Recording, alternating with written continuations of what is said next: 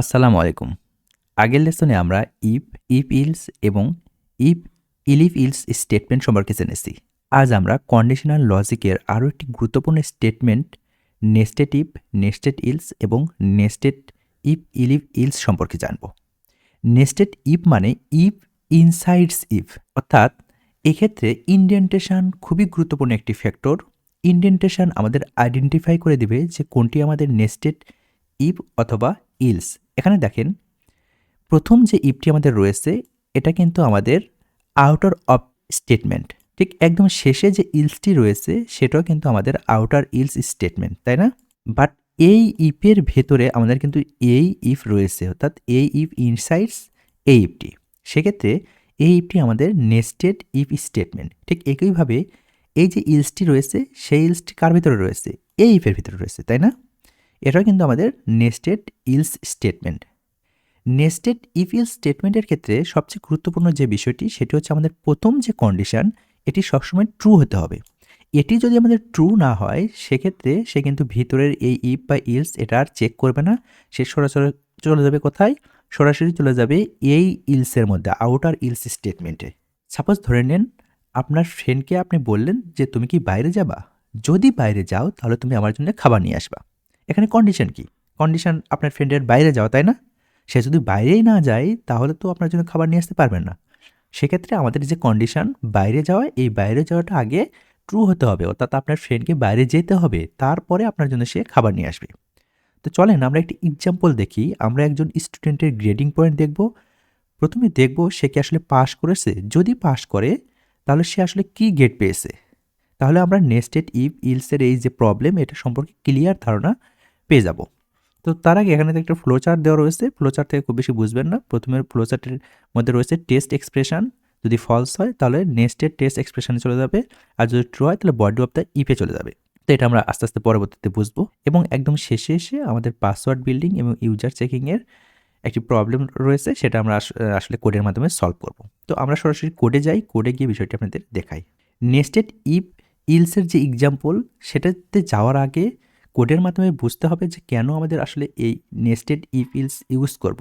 আমরা তো আসলে এমনিতেই প্রোগ্রাম রান করতে পারি, তাই না? তো চলেন আমরা একটা কমেন্ট করে নিই, দেন নেস্টেড ইফ ইলস স্টেটমেন্ট। ওকে, এটা আমরা কমেন্ট করে নিলাম। দেন আমরা একটি ভেরিয়েবল নেব যে আমাদের ওই যে এক্সাম্পল গ্রেডিং পয়েন্টে সেখানে যাওয়ার আগে আমরা দেখব কোডের মাধ্যমে যে অ্যাকচুয়ালি কেন আমরা নেস্টেড ইফ ইলস ইউজ করব, তাই না? তো আমরা একটা ভেরিয়েবল নিই, যে আমরা নাম্বার নামে একটা ভেরিয়েবল নিলাম, নাম্বার নামে একটা ভেরিয়েবল নিই। দেন আমরা ইউজারের কাছ থেকে ইনপুট নিব। কি ইনপুট নিব? নাম্বার। নাম্বার কি? ইন্টিজার টাইপ, তাই না? তো আমরা ইন্ট দিতে পারি। দেন ইনপুট আমরা আমাদের যে ইউজার তার কাছে একটা মেসেজ দিব। মেসেজ কীভাবে দিতে হয়? স্ট্রিংয়ের মাধ্যমে, তাই না? Enter your number. ওকে, দিয়ে দিলাম।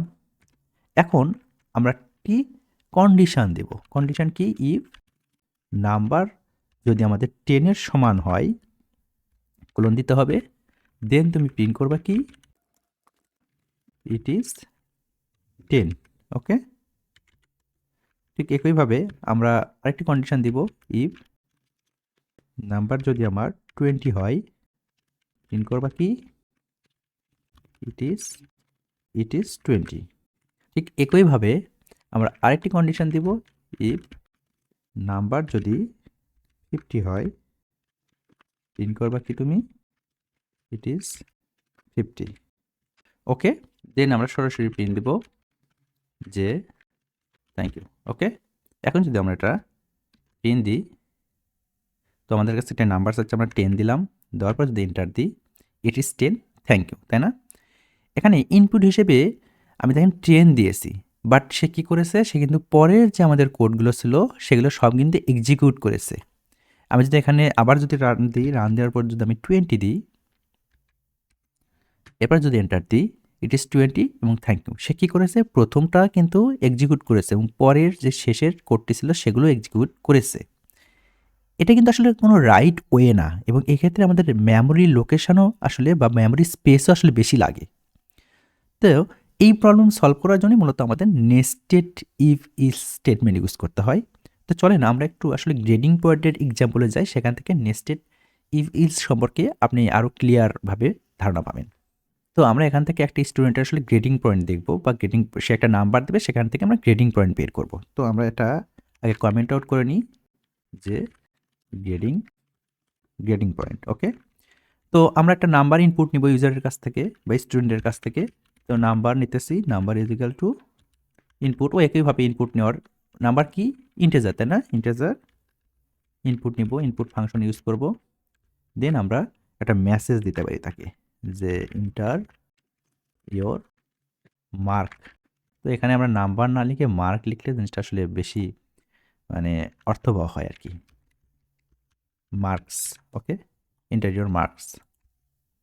তো এখন আমি যদি কন্ডিশন দিই, কন্ডিশন ইফ মার্কস, সরি এটা একটু ছোটাতে দিতে হবে, ইফ মার্কস যদি তোমার 33 এর চেয়ে বড় হয় বা 33 সমান হয়, সেক্ষেত্রে তুমি পাস করবা, আর আদারওয়াইজ তুমি ফেল। তাহলে আমরা প্রিন্ট করতে পারি কি তুমি পাস, তাই না? প্রিন্ট যে ইউ পাস, জাস্ট এটুকু লিখতে পারি। তো আমরা আমাদের প্রথম কন্ডিশন কি? আমাদের প্রথম কন্ডিশন হচ্ছে তুমি যদি 33 সমান বা 33 চেয়ে বেশি পাও তাহলে তুমি পাস করেছো।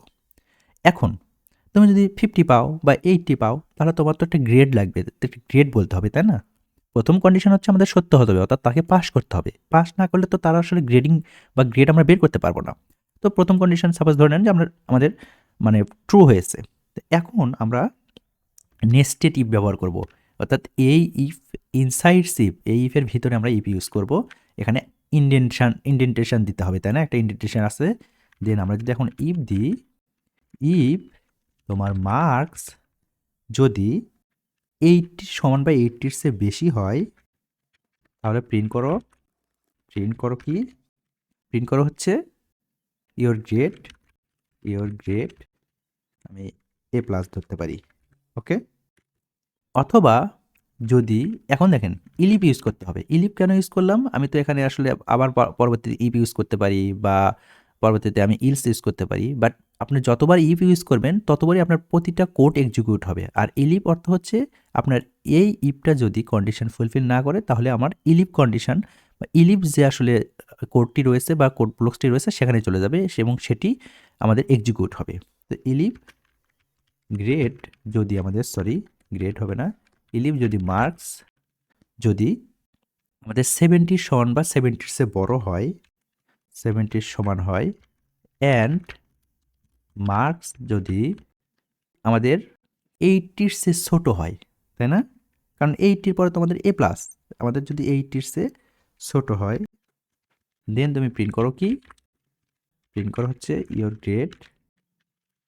Grade A. ঠিক একইভাবে আমি আবার ইলিপ নিতে পারি। ইলিপ মার্কস যদি আমার 60 চেয়ে বড় হয়, অথবা অ্যান্ড মার্কস যদি 70 চেয়ে ছোট হয়, প্রিন্ট করো কি? প্রিন্ট করবা ইওর গ্রেড এ মাইনাস। ওকে, আমি এই কয়েকটাই আসলে দিতেছি আপনাদের বোঝানোর জন্য। এখন আমি ইলস স্টেটমেন্ট ইউজ করব। ইলস এই সবগুলো কোনো কন্ডিশনে যদি ফুলফিল না করে তুমি প্রিন্ট করবা কি? Print your fail. Okay, sorry এটা আসলে আমাদের স্ট্রিংয়ের মধ্যে দিতে হবে। আচ্ছা, এখন যদি আমি এই কোডটা রান করি, দেখেন কি হয়। আমাদের মার্কস কি? আমরা মার্কস 20 দিতেছি। 20 দেওয়ার পর আমরা যদি এন্টার দিই, ইউর ফেইল। কেন ফেল হলো? আমাদের প্রথম কন্ডিশন কি ছিল? ইফ মার্কস যদি 33 সমান বা 33 চেয়ে বেশি হয় তাহলে তুমি এই যে ভিতরের যে কোডগুলো রয়েছে সেগুলো এক্সিকিউট করবে, অর্থাৎ আমাদের যে নেস্টেড ইফ, নেস্টেড ইলিফ, এই যে স্টেটমেন্টগুলো রয়েছে সেটি তোমার এক্সিকিউট হবে। আদারওয়াইজ তুমি চলে যাবে কোথায়? এই ইলসের ভিতরে, এবং এটা প্রিন্ট করবে কি? Your fail. এখন আমি যদি কোডটা আবার রান দিই, রান দেওয়ার পর আমি যদি এখানে 70 দিই, 70 দেওয়ার পর যদি এন্টার চাপি, দেখেন কি হয়েছে? You pass your grade A. এটা কেন হলো? প্রথম কন্ডিশন আমাদের সত্য হয়েছে। সত্য হওয়ার কারণে সে কোথায় চলে যাবে? আমাদের এই কোড ব্লকসে চলে যাবে। এখানে যাওয়ার পর সে কি দেখবে? সে দেখবে যে আমাদের মার্কস 70 এবং 80 চেয়ে ছোট, তাই না? 70 সমান বা 70 অথবা 80 চেয়ে ছোট, তাহলে আমাদের প্রিন্ট করবে কি? Your grade A. আশা করি বুঝতে পেরেছেন যে আসলে নেস্টেড ইফ জিনিসটা আসলে কি এবং নেস্টেড ইফ কিভাবে কাজ করে। তো নেস্টেড ইফ তখনই কাজ করবে যখন আপনার ফার্স্ট কন্ডিশন ট্রু হবে। ফার্স্ট কন্ডিশন যদি ট্রু না হয় তাহলে আপনার নেস্টেড ইফ কাজ করবে না। তো আশা করি বুঝতে পেরেছেন। তো এখন আমরা অ্যাকচুয়ালি যেটা দেখলাম যে এখানে পাসওয়ার্ড বিল্ডিং বা ইউজার নেম চেকিংয়ের যে ইফ ইলস যে স্টেটমেন্টটা ছিল সেটা আমরা দেখব। তো আমরা এখানে কমেন্ট করে নিতে পারি যে password building and username check. Okay, তো আমরা ইউজারের কাছ থেকে কি নিব, ইনপুট নিব। কি ইনপুট নিব? ইউজার নেম ইনপুট নিব এবং কি ইনপুট নিব? পাসওয়ার্ড ইনপুট নিব। আপনি যখন আসলে ফেসবুকে লগ ইন করেন আপনার কি লাগে? ইউজার নেম লাগে এবং পাসওয়ার্ড লাগে, অথবা আপনার ফোন নাম্বার লাগতে পারে। তো আমরা এই তিনটা জিনিস তো আমাদের কাছ থেকে ফেসবুক ইনপুট নেয়, তাই না? একটা বক্স আছে, সেই বক্সের মধ্যে লিখতে হয়। দেন সে আসলে দেখে যে তার যে ডাটা রয়েছে সেই ডাটার সাথে ম্যাচিং হচ্ছে কি না। যদি ম্যাচিং হয় লগ ইন করতে দেয়, যদি ম্যাচিং না হয় তাহলে ইনকারেক্ট পাসওয়ার্ড দেখায়। সেই জিনিসটা আমরা এখন দেখব। তো আমি একটি ভেরিয়েবল নিতে পারি এখানে ইউজার নেম লিখে। ইউজার নেম নামে একটা ভেরিয়েবল নিব। কি ইনপুট নিব? ইনপুট নিব হচ্ছে আমরা যে কোনো কিছু ইনপুট নিতে পারি, ইন্টিজারও নিতে পারি, আমাদের স্ট্রিংও নিতে পারি। কারণ একজন ইউজার তার ইউজার নেম ইন্টিজার দিতে পারে, স্ট্রিং দিতে পারে। সেটা আসলে আপ টু যে ইনপুট দিচ্ছে তার মাইন্ডসেট বা তার সে আসলে কি ইনপুট দেবে সেটা তার ব্যাপার। তো আমরা এখানে আসলে যে একটা মেসেজ দিতে পারি, এন্টার ইওর ইউজার নেম। ঠিক একইভাবে আমরা পাসওয়ার্ড নিতে পারি। পাসওয়ার্ড নিব, পাসওয়ার্ডটা ইনপুট নিব আমরা, এন্টার ইওর পাসওয়ার্ড। এখন আমাদের কন্ডিশনে আসতে হবে। ইফ যদি user name is equal to, আমি আমার নাম লিখতে পারি যে রবি হয়, এবং ইফ এটা আমাদের নেক্সটে টিপে চলে যাবে। কেন নেক্সট ইপে যাবে? আমার প্রথম কন্ডিশনটা দেখবে সে যে আমার ইউজার নেম কি রবি নাকি। দেন যদি ইউজার নেম রবি সত্য হয় বা ট্রু হয়, দেন সে পরের কন্ডিশনে যাবে। পরের কন্ডিশন আমাদের নেক্সটেড ইফে রাখতে হবে। এই কারণে ইফ পাসওয়ার্ড যদি এটার সমান হবে না, এখানে আসলে এর ভিতরে রাখতেছি আমি। পাসওয়ার্ড যদি আমাদের সাপোজ ধরে নেন 1998 এটা হয়, দেন তুমি প্রিন্ট করবা কি? প্রিন্ট করবা log in successful, welcome admin, বা ওয়েলকাম রবি দিতে পারি।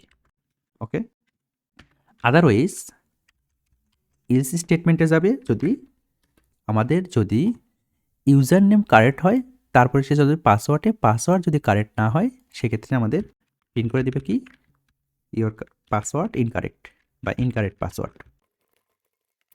Password please try again. আচ্ছা, প্লিজ ট্রাই এগেইন। ওকে, এ পর্যন্ত আশা করি বুঝতে পেরেছেন যে আমাদের প্রথম ইফটি যেটা রয়েছে সেই কন্ডিশন আমাদের সত্য হয়েছে। সত্য হওয়ার কারণে সে পরের যে ইপি স্টেটমেন্ট রয়েছে সেটা চেক করবে। যদি চেক করে দেখে যে আমাদের পরেরটাও সত্য, তাহলে প্রিন্ট করবে লগ ইন সাকসেসফুলি ওয়েলকাম রবি, তাই না? আর যদি দেখে যে আমাদের প্রথম কন্ডিশন সত্য হয়েছে, দেন এটা চেক করার পর দেখলো পাসওয়ার্ড আমাদের আসলে ফলস বা সত্য হয়নি, সেক্ষেত্রে সে প্রিন্ট করবে কি? Incorrect password please try again. তো এটাই এ পর্যন্ত গেল। এখন যদি আমরা এই কোডটি আসলে যদি প্রিন্ট দিই, দেখেন কি আসে। তো আমি আমার ইউজার নেম দিতেছি, সাপোজ আমি ইউজার নেম দিব যে রবি, তাই না? ইউজার নেম আমি এখানে দিই যে রবি। ওকে, দেন ইন্টার দিব। সে পাসওয়ার্ড চাচ্ছে, পাসওয়ার্ড 1998। ওকে, এন্টার যদি দিই, দেখেন লগ ইন সাকসেসফুলি ওয়েলকাম রবি। তো আমি যদি এটা আবার প্রিন্ট দিয়ে যদি লিখতাম যে আমি আমার ইউজার নেম ঠিক দিব, বাট পাসওয়ার্ড এবার আমি ভুল দিব, 111 চারটে 1 দিব। দেন যদি আমি এন্টার দিই, incorrect password please try again. দেখছেন, প্রথম ক্ষেত্রে আমাদের যে কন্ডিশন সেটা কিন্তু ফুলফিল হয়েছিল এবং পরের কন্ডিশনও আমাদের ফুলফিল করেছিল। এই কারণে সে লগ ইন সাকসেসফুলি ওয়েলকাম রবি এটি কিন্তু প্রিন্ট করেছে। কিন্তু পরের বার কী হয়েছে, আমাদের ইউজার নেম ঠিক ছিল বাট পাসওয়ার্ড ভুল ছিল। এই কারণে সে কী করেছে? Incorrect password please try again এটা কিন্তু প্রিন্ট করে দিয়েছে। আশা করি এই পাসওয়ার্ড বিল্ডিং এবং ইউজার চেকিং এই স্টেটমেন্টের মাধ্যমে আপনি বুঝতে পেরেছেন যে নেস্টেড ইফ কীভাবে কাজ করে এবং নেস্টেড ইলস কীভাবে কাজ করে। তো আমরা এখানে কিন্তু সরাসরি আবার একটা থ্যাংক ইউ মেসেজও দিতে পারি। প্রিন্ট দিয়ে থ্যাংক ইউ মেসেজ দিব, থ্যাংক ইউ। এবার যদি প্রিন্ট দিই, প্রিন্ট দেওয়ার পরে আমি যদি আমার ইউজার নেম লিখি, দেন পাসওয়ার্ড যদি কারেক্টটা দিই, দেখেন log in successfully, welcome Robi, thank you. আশা করি বিষয়গুলো বুঝতে পেরেছেন এবং এর পরবর্তীতে আমরা পাইথন লুপ ফাংশন নিয়ে আলোচনা করব। তো সে পর্যন্ত ভালো থাকবেন, সুস্থ থাকবেন। আসসালামু আলাইকুম।